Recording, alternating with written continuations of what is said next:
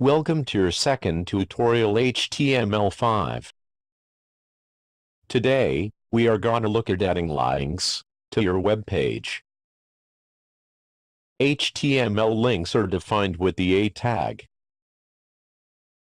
Now we are gonna create a ref attribute. We're gonna hit equals, and then you're gonna put in quotes, and here is where we are going to put our website URL that we want to link to our web page.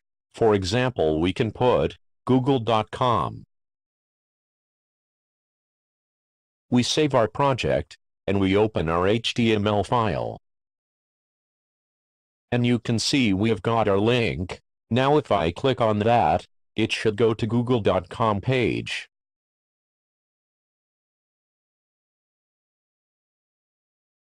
The link's destination is specified in the ref attribute. Attributes are used to provide additional information about HTML elements.